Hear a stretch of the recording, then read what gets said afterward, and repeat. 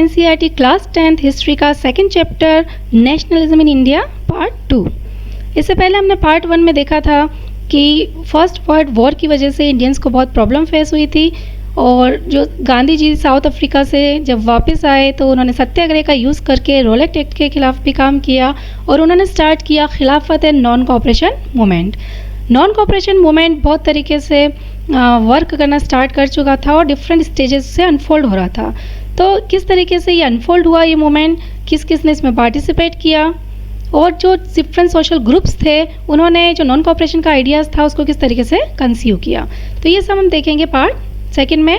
Differing strands with in the movement, यानी जो movement के अंदर डिफरेंट सोशल ग्रुप्स थे उन्होंने डिफरेंट तरीके से काम किया।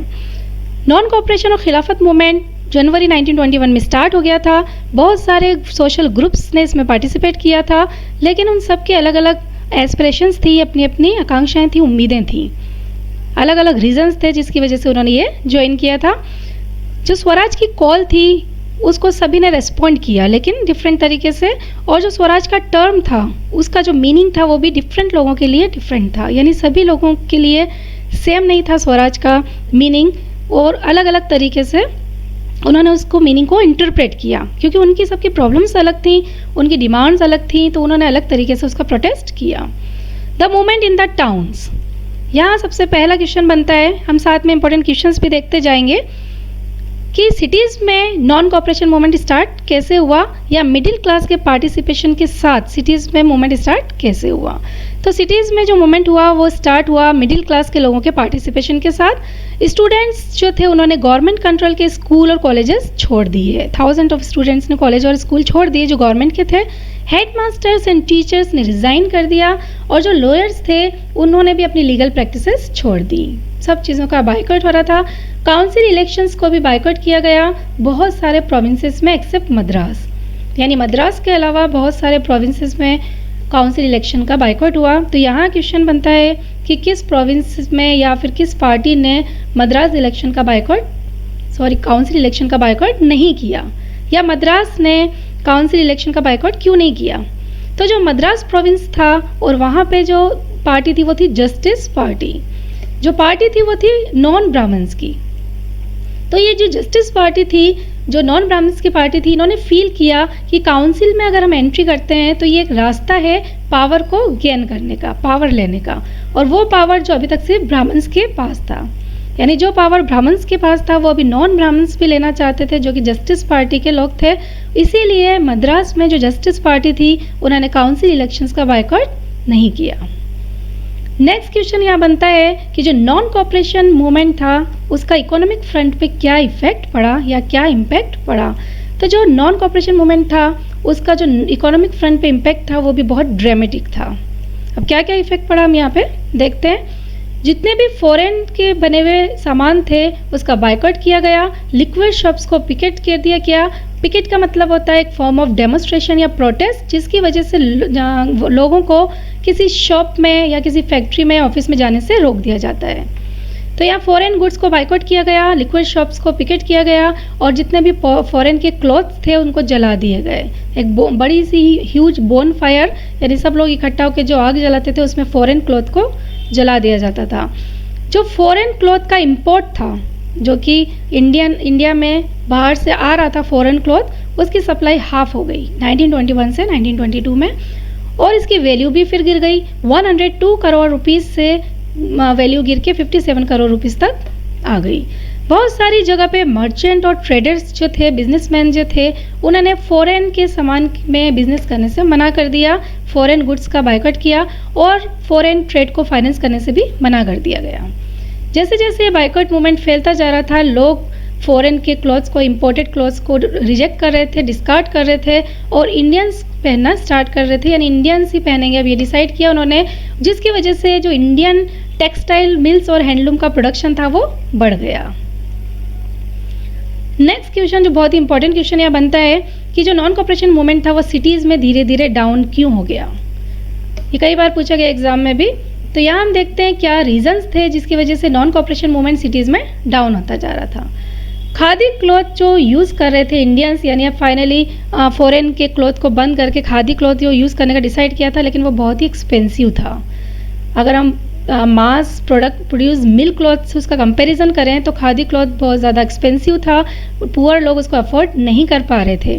तो फिर वो किस तरीके से मिल्क क्लॉथ को बाइकआउट करते लंबे टाइम तक के लिए, ये एक प्रॉब्लम आ गई उनके सामने। सेकेंड प्रॉब्लम क्या थी, जो ब्रिटिश इंस्टीट्यूशंस का बाइकआउट किया गया, जितने भी स्टूडेंट्स थे, टीचर्स ने ब्रिटिश इंस्टीट्यूट्स को छोड़ दिया था, तो अब वो कौन सा इंस्टीट्यूट ज्वाइन करें, उनके सामने ये क्वेश्चन था। क्योंकि अगर मूवमेंट को सक्सेसफुल बनाना था तो फिर अल्टरनेटिव इंडियन इंस्टीट्यूट खोलने की ज़रूरत थी, ताकि जो लोग ब्रिटिश इंस्टीट्यूट छोड़ रहे थे वो इंडियन इंस्टीट्यूट ज्वाइन कर लेते।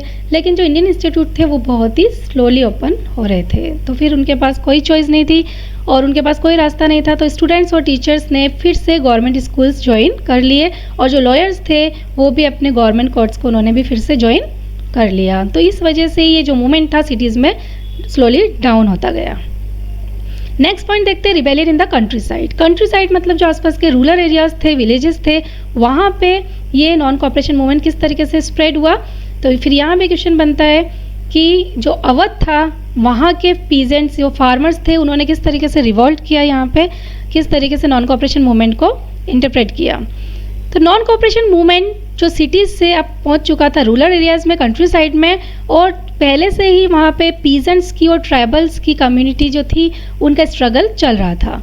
यानी कि वॉर के बाद इंडिया के डिफरेंट पार्ट्स में पीजेंट्स और ट्राइबल्स के तो स्ट्रगल पहले से चल रहे थे। अब ये जो नॉन कॉपरेशन मूवमेंट था ये अनफोल्ड होकर उनके साथ यहाँ पे अटैच हो गया। अवध के जो पीजेंट्स थे उनके लीडर थे बाबा रामचंद्र, जो एक सन्यासी थे, जो पहले फिजी में भी काम कर चुके थे, और ये थे इंडेंचर्ड लेबर। इंडेंचर्ड लेबर कौन होते हैं? इंडेंचर्ड एक गिरमिटिया मजदूरी के नाम से जाने जाती थी, जिसमें कि लेबर के साथ कॉन्ट्रैक्ट किया जाता था, उनको एक स्पेसिफिक कंडीशन में काम करने को फोर्स किया जाता था।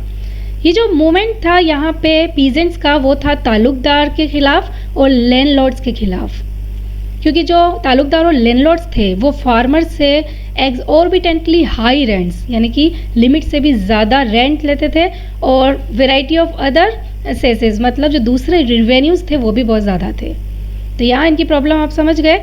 अब हम देखते हैं कि इनकी क्या डिमांड्स थी और क्या क्या प्रॉब्लम इन्होंने और फेस की। Peasants had to do begar, farmers को बेगार में एक बेगार सिस्टम था, यानी जिसमें फार्मर्स को मजबूर किया जाता था काम करने के लिए विदाउट एनी पेमेंट, बिना पेमेंट दिए ही उनसे काम लिया जाता था। तो फार्मर्स को बेगार करना पड़ता था और लैंडलॉर्ड्स के फॉर्म पे बिना पेमेंट के काम करना पड़ता था। वो एक तरीके से टेनेंट्स थे, किराएदार थे, लेकिन उनको कोई सिक्योरिटी नहीं दी जाती थी टेन्योर की। टेन्योर मतलब टाइम पीरियड, किसी टाइम की कि भाई इतने टाइम के लिए वो यहाँ है, उनको सिक्योरिटी नहीं दी जाती थी। उनको रेगुलरली इविक्टेड किया जाता था, यानी उनको जल्दी जल्दी वहाँ से हटा दिया जाता था, ताकि जो लीज्ड लैंड है जिस पे वो काम कर रहे हैं, जो ज़मीन उनको पट्टे पे दी गई है, वो कहीं उस पर अधिकार नहीं कर ले। तो ये सब उनकी प्रॉब्लम्स थी। अब उनकी आएगी डिमांड्स। उनकी क्या डिमांड्स थी? तो उनकी डिमांड थी एक तो रिवेन्यू का रिडक्शन, यानी जो पीजेंट मूवमेंट था वो डिमांड कर रहा था कि रिवेन्यू को रिड्यूस किया जाए, बेगार को एबोलिश कर दिया जाए, रोक दिया जाए, और ऑप्रेसिव लैंडलॉर्ड जो थे, जो लैंडलॉर्ड उनका यूज़ कर रहे थे, उनको ऑप्रेस कर रहे थे, उनको सोशल बाइकआउट कर दिया जाए। तो ये इनकी डिमांड्स थी। अब उन्होंने किस तरीके से इसको प्रोटेस्ट करने के लिए क्या एक्शन लिए? तो यहाँ पे स्टार्ट किया एक नाई धोबी बंद। नाई धोबी बंद क्या था? एक प्लानिंग थी जो पंचायत ने ऑर्गेनाइज की थी। जो लैंडलॉर्ड्स थे उनको कॉमन सर्विसेज जैसे बार्बर की, जो नाई थे बाल काटते थे, और वॉशरमैन की जो उनके कपड़े धोते थे, उन सर्विस से उनको वंचित कर दिया जाए, यानी बाइकआउट कर दिया जाए, और नाई धोबी उनके लिए यूज़ नहीं करे जाएं। ये 1920 में फिर जून में जवाहरलाल नेहरू यहाँ पे आए और उन्होंने अवध के विलेजेस का टूर किया, और उन्होंने विलेजर्स से बात की, उनकी प्रॉब्लम को सुना, उनकी जो शिकायतें थी, ग्रीवेंसेस थी, उनकी कंप्लेंट्स थी, उनको अंडरस्टैंड करने की कोशिश की गई। और अक्टूबर में उद किसान सभा, ये एक सभा थी जो कि सेटअप की गई, और इसके जो लीडर्स थे वो थे जवाहरलाल नेहरू, बाबा रामचंद्र और दूसरे कुछ लोग। इन सब ने मिलकर एक उद किसान सभा को सेटअप किया। एक महीने में ही इस सभा के 300 ब्रांचेस सेटअप हो गए विलेजेस में और आसपास के रीजन्स में। अब नॉन कॉपरेशन मूवमेंट जो नेक्स्ट आगे के सालों में स्टार्ट हो रहा था, वो उसमें कांग्रेस की जो एफर्ट्स थे, वो कांग्रेस का एफर्ट था कि जो अवध के जो पीजेंट थे उनकी स्ट्रगल को वाइडर लेवल पे किया जाए। यानी अभी तो एक लोकल लेवल पे थोड़े से लोग मिलके इसको स्ट्रगल कर रहे थे, लेकिन उसको वाइड बनाया जाए और उसको इस नॉन कॉपरेशन मूवमेंट के साथ इंटीग्रेट कर दिया जाए। पीजेंट मूवमेंट अब जो जिस तरीके से काम कर रहा था, अभी हमने ऊपर देखा था, तो पीजेंट मूवमेंट ने जो फॉर्म डेवलप किया उसकी वजह से कांग्रेस लीडरशिप खुश नहीं थे, यानी उनके जो काम करने का तरीका था उससे वो खुश नहीं थे। इस पे भी क्वेश्चन बनता है कि कांग्रेस लीडरशिप क्यों अनहैप्पी थे पीजेंट मूवमेंट से। तो यहाँ इसका आंसर मिलेगा कि उनका जो तरीका था वो नॉन वायलेंस को फॉलो नहीं कर रहा था, वायलेंट मूवमेंट था, यानी वो वायलेंटली काम कर रहे थे। जैसे जैसे मूवमेंट फैल रहा था, जो हाउस ऑफ तालुकदार और मर्चेंट थे उस पर अटैक कर देते थे, ये बाजार को लूट लेते थे, ग्रेन हॉर्ड जो गोदाम थे जहाँ पे ग्रेन रखा जाता था वहाँ उसको टेक ओवर कर लेते थे। तो ये एक वायलेंट तरीका था जो कि गांधी जी को पसंद नहीं था, कांग्रेस को पसंद नहीं था, इसलिए वो खुश नहीं थे। बहुत सारे जगह पे तो जो लोकल लीडर्स थे उन्होंने फार्मर्स को बताया कि गांधी जी ने डिक्लेयर कर दिया है कि अब कोई भी टैक्सेस नहीं दिए जाएंगे और लैंड भी रीडिस्ट्रीब्यूट हो जाएगी पुअर में, यानी गरीबों को वापस ज़मीन दे दी जाएगी। तो महात्मा गांधी का नाम यूज़ हो रहा था यहाँ पे, कोई भी उनके जो एक्शन थे या इंस्पिरेशंस थी उसको सैंक्शन करने में, उसको मंजूरी देने में एक तरीके से गांधी जी के नाम की हेल्प ली जा रही थी। और इन सब वजह से ही जो कांग्रेस के जो लीडरशिप थे वो अनहैप्पी थे इनके मूवमेंट से, क्योंकि वो उनके तरीके से काम नहीं कर रहे थे। यहाँ 1928 में एक और बहुत इम्पोर्टेंट मूवमेंट हुआ जो वल्लभ भाई पटेल ने लीड किया। फार्मर्स का एक और आंदोलन हुआ था बरदोली में, उसे बरदोली सत्याग्रह के नाम से जानते हैं, जो कि पूरा कंट्री में बहुत ही फेमस हुआ था। Tribal peasants interpret the message of Mahatma Gandhi and the idea of Swaraj in yet another way. जो ट्राइबल पीजेंट्स थे, जो आदिवासी कम्युनिटीज़ थी, उन्होंने महात्मा गांधी के मैसेज को अलग तरीके से इंटरप्रेट किया, यानी स्वराज का जो आइडिया था उसको डिफरेंट तरीके से लिया। उन्होंने गुडम हिल्स में, यानी जो आंध्र प्रदेश में गुडम हिल्स थी, वहाँ पे मिलिटेंट गुरिल्ला मूवमेंट स्टार्ट कर दिया अर्ली 1920s में। लेकिन ये जो गुरिल्ला मूवमेंट था ये एक्चुअली फॉर्म ऑफ स्ट्रगल वैसा नहीं था जैसा कांग्रेस चाहती थी, यानी कि कांग्रेस इस तरीके के स्ट्रगल को अप्रूव नहीं कर सकती थी, क्योंकि ये भी वायलेंट था, नॉन वायलेंस का हेल्प नहीं लेते थे, ये वायलेंट का हेल्प लेते थे, वायलेंस का हेल्प लेते थे, इसलिए यहाँ पे भी कांग्रेस इससे अप्रूव नहीं करती थी। दूसरे फॉरेस्ट रीजन्स में भी कॉलोनियल गवर्नमेंट ने जो फॉरेस्ट एरियाज थे, जो बड़े बड़े फॉरेस्ट एरियाज थे, उसको बंद कर दिए, लोगों को वहाँ पे जाने से रोक दिया गया। और ना तो वो लोग वहाँ पे कैटल को ग्रेस करने के लिए, चराने के लिए जा सकते थे, ना वो फ्यूल वुड यानी लकड़ी जलाने के लिए, जो लकड़ी होती है वो कलेक्ट करने या फ्रूट्स कलेक्ट करने के लिए जा सकते थे। अब जब लोगों को फॉरेस्ट एरिया में जाने से मना कर दिया गया तो जो हिल पीपल थे, जो हिल पे रहते थे, वो गुस्से में आ गए, क्योंकि उनकी लाइवलीहुड, उनकी अर्निंग उस फॉरेस्ट पे डिपेंड करती थी, यानी उनकी लाइफ उस फॉरेस्ट पे डिपेंड करती थी। और अब उनकी लाइफ इफेक्ट हो गई थी, लाइवलीहुड इफेक्ट हो गया था, और उनको एक ये भी लगा कि उनके जो ट्रेडिशनल राइट्स है, उनके जो अधिकार है, उसको भी छीना जा रहा है। तो अब यहाँ पे गवर्नमेंट यहाँ उनको भी फोर्स कर रही है बेगार करने के लिए, रोड बिल्डिंग्स के लिए, रोड बनाने के लिए उनको मजदूर चाहिए, तो वो उनका यूज़ कर रही है बेगार फैसिलिटी, बेगार जो एक सिस्टम चल रहा था उसमें। तो हिल पीपल ने रिवोल्ट कर दिया, और इस रिवोल्ट में एक इम्पोर्टेंट पर्सन आए, एलोरी सीताराम राजू। ये एक इंटरेस्टिंग फिगर थे, क्योंकि ये बोलते थे कि इनके पास है स्पेशल पावर्स, वो किसी को भी ठीक कर सकते थे, वो एस्ट्रोलॉजिकल प्रेडिक्शंस कर सकते थे, मतलब ज्योतिषी भविष्यवाणी पहले से ही बता सकते थे, और यहाँ तक कि वो बुलेट की शॉट यानी गोली लग जाए तो भी बच सकते, सर्वाइव कर सकते थे। अब राजू की वजह से लोग बहुत ज़्यादा उनकी तरफ अट्रैक्टेड हो गए, कैप्टिवेटेड हो गए, मोहित हो गए उन पे। और जो रिबेलियन थे, जो रिवोल्ट कर रहे थे, उन्होंने कहा कि ये तो कोई गॉड के इनकारनेशन है, कोई अवतार है ये तो गॉड के। राजू ने महात्मा गांधी की बहुत तारीफ भी की, उनकी ग्रेटनेस की, और नॉन कॉपरेशन मूवमेंट से इंस्पायर्ड भी होते थे, और उन्होंने खादी को भी यूज़ करने के लिए लोगों को एनकरेज किया और ड्रिंकिंग छोड़ने को बोला। लेकिन यहाँ पे जो उन्होंने यूज़ किया वो था नॉन वायलेंस का यूज़ नहीं किया। उन्होंने कहा कि इंडिया को अगर लिबर्टी दिलानी है, आज़ादी दिलानी है, तो हमें फोर्स का यूज़ करना पड़ेगा, वायलेंस का यूज़ करना पड़ेगा, नॉन वायलेंस से लिबर्टी नहीं मिलेगी। गुडम रिबेल्स ने पुलिस स्टेशन पे अटैक कर दिए, ब्रिटिश ऑफिशियल्स को मारा या मारने की कोशिशें की, और गुरिल्ला वारफेयर को स्वराज को प्राप्त करने के लिए यूज़ किया।